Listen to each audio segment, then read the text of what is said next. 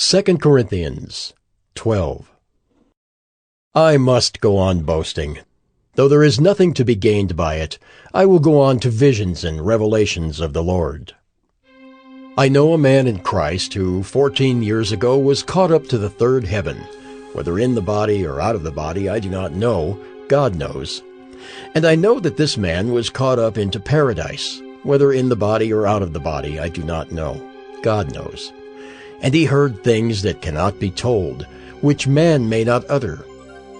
On behalf of this man I will boast, but on my own behalf I will not boast, except of my weaknesses.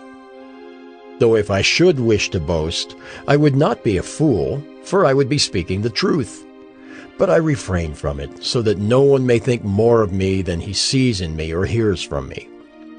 So to keep me from becoming conceited because of the surpassing greatness of the revelations, a thorn was given me in the flesh, a messenger of Satan to harass me, to keep me from becoming conceited. 3 times I pleaded with the Lord about this, that it should leave me. But he said to me, My grace is sufficient for you, for my power is made perfect in weakness. Therefore I will boast all the more gladly of my weaknesses, so that the power of Christ may rest upon me. For the sake of Christ, then, I am content with weaknesses, insults, hardships, persecutions, and calamities. For when I am weak, then I am strong. I have been a fool.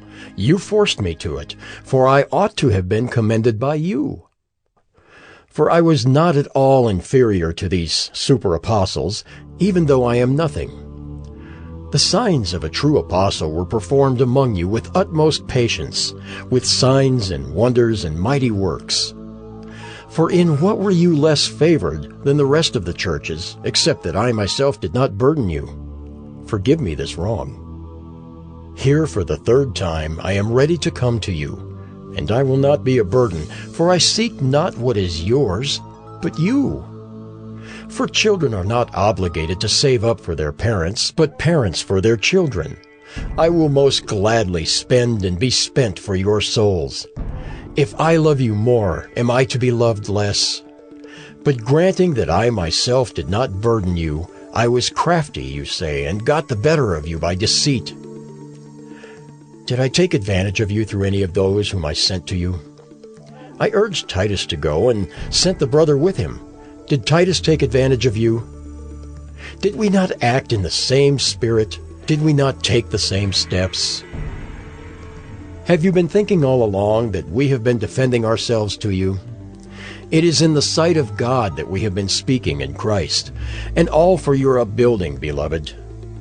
For I fear that perhaps when I come I may find you not as I wish, and that you may find me not as you wish, that perhaps there may be quarreling, jealousy, anger, hostility, slander, gossip, conceit, and disorder.